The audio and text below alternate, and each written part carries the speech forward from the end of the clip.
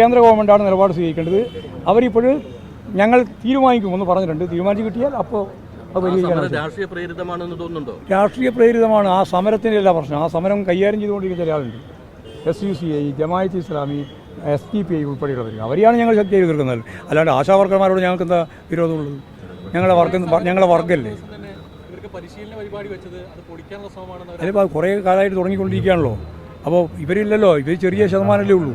ബാക്കി ജോലി ചെയ്തുകൊണ്ടിരിക്കുന്നവർക്ക് പരിശീലനം കൊടുക്കേണ്ടി വരുമല്ലോ. എല്ലാ കൊല്ലവും പരിശീലനം നടത്തിക്കൊണ്ടിരിക്കുന്നുണ്ട്. ആ പരിശീലനം തുടരുന്നു മാത്രമേ ഉള്ളൂ. ഇവർക്ക് വേണമെങ്കിൽ സമരം കഴിഞ്ഞാൽ ഇവർക്കും പരിശീലിപ്പിക്കാം, അത് കുഴപ്പമില്ല. അതൊന്നും ഒരു പ്രശ്നമായിട്ട് എടുക്കേണ്ട കാര്യമില്ല. ഞാൻ അങ്ങനെയൊന്നും പറഞ്ഞിട്ടില്ല. എല്ലാ സമരത്തിനും അതിൻ്റെ ആത്യന്തികമായ ഒരു വർഗരാഷ്ട്രീയത്തിൻ്റെ സവിശേഷതയുണ്ടെന്നാണ് എൻ്റെ കാഴ്ചപ്പാട്. ആശാവർക്കർമാർക്ക് കിട്ടുന്ന വേതനം തുച്ഛമാണ് എന്നുള്ളത് ഒരു വസ്തുതയല്ലേ? ശരിയായ വസ്തുതയാണ്. അങ്ങനെ തുച്ഛമായ വരുമാനം കിട്ടുന്ന കേന്ദ്ര സ്കീമിൻ്റെ ഭാഗമായിട്ടുള്ള ലക്ഷക്കണക്കിന് കോടിക്കണക്കിന് ആളുകളാണ് ഇന്ത്യയിലുള്ളത്.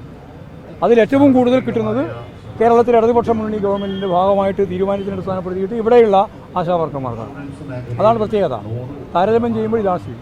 പക്ഷേ ഈ കാര്യം മുഖ്യമന്ത്രി തന്നെ അവരോട് വിളിച്ച് പറഞ്ഞാൽ തീരുന്ന പ്രശ്നമല്ലേ ഉള്ളൂ? നമുക്ക് ആലോചിക്കാം. മുഖ്യമന്ത്രി തന്നെ വിളിക്കേണ്ടതുണ്ട്, നമുക്ക് ആലോചിക്കാം. പക്ഷേ അംഗൻവാടി ജീവനക്കാർ ഇതുപോലെ തന്നെ സെക്രട്ടറിയേറ്റ് മുന്നിലേക്ക് ഒരു സമരമായിട്ട് വരും. അവർ പണ്ടേ വരുന്നുണ്ട്, ഇപ്പോൾ വരുന്നുണ്ട്, ഇനിയും വരും.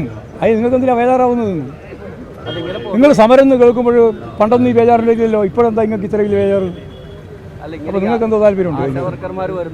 ആശാവർക്കർമാർ വരും. അംഗൻവാടിയും ഇതുപോലെ തന്നെയാണ്, കേന്ദ്ര സ്കീമാണ്. അതിനും വളരെ വളരെ തുച്ഛമായ വരുമാനമാണ്.